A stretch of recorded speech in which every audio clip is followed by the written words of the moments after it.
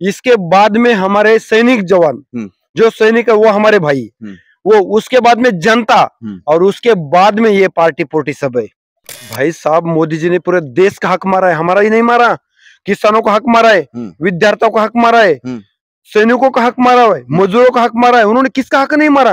बोले 75,000 करोड़ का घोटाला किया है और छठे दिन में उनको डिप्टी सीएम का पद दिया। तो ये क्या है? 2 करोड़ का काम में 1 करोड़ घूस मांगा। अरे महाराष्ट्र में भी भाजपा का सरकार है, केंद्र में भी भाजपा का सरकार है। ना खाऊंगा ना खाने दूंगा, ये कहाँ गया फिर? भगवान जी कौन है मैं तो जानता नहीं इस बेवकूफ को, क्योंकि ये जर पूरे देश के सैनिक एक साइड है और ये दीवान जी एक साइड में, तो पक्का ये सैनिक ही नहीं है। उसके साथ हमारे सैनिक और देश है।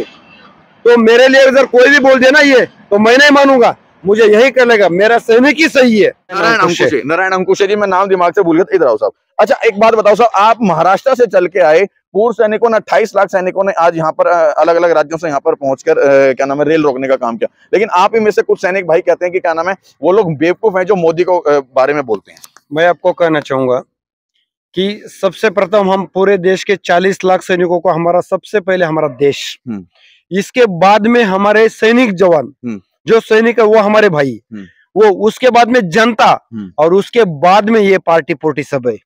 तो हमारा सबसे पहले कर्तव्य ये है, तो हमारे भाइयों को साथ दे, अपने देश को साथ दे, अपने जनता को साथ दे। तो कोई हमारे से एक आधा बोला भटका होगा, वो बेवकूफी है। जो आपने 40 लाख भाई एक साइड में और वो अकेला भाई एक साइड में, तो मुझे लगता है वो सैनिक ही नहीं है। क्या ये सच है कि मतलब मोदी जी ने आप लोगों का हक नहीं मारा है? वो उनका ये कहना है कि हक नहीं मारा है, मोदी जी सही है। ये सच है कि मोदी जी, और आप लोग कहते हैं मोदी जी ने हक मारा है, क्या सच्चाई क्या है?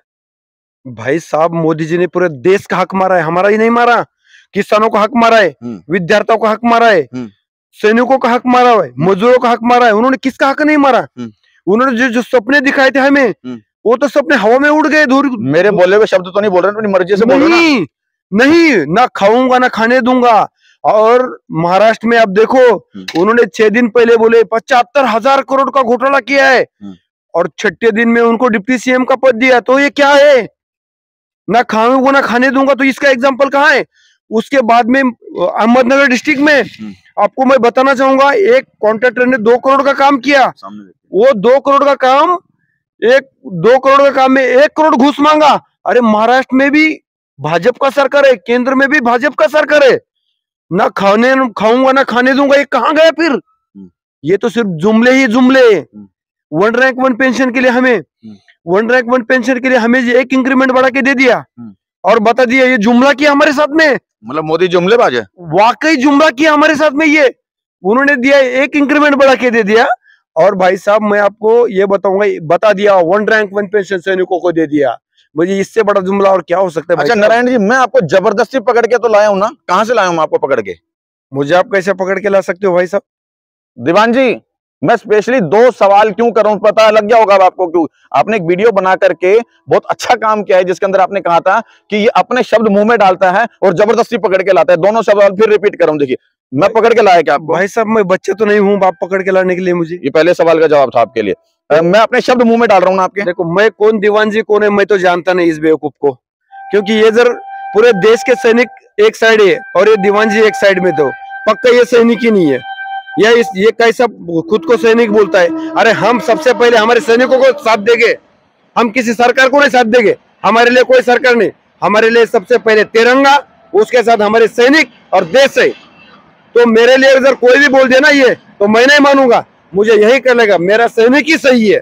ये देखिए, और मैं इसीलिए अपने देश के सैनिकों के साथ हूं, इसीलिए मैं अपने देश की वीर नारियों के साथ हूं, और इसीलिए अपने भारत देश के जवानों के साथ हूं, जो आपके हकों की लड़ाई जो है, अपने आपके क्या, वो तो सबके हकों की लड़ाई लड़ रहे हैं, उसके अंदर आप भी सम्मिलित है। यदि आप सैनिक हैं तो, और फिर बता दूं, मैं जबरदस्ती पकड़ के नहीं लाऊं। ये कोई दूध पीते बच्चे नहीं है कि मैं इनको जबरदस्ती पकड़ के लाऊंगा और इनके मुंह में अपने शब्द डालूंगा।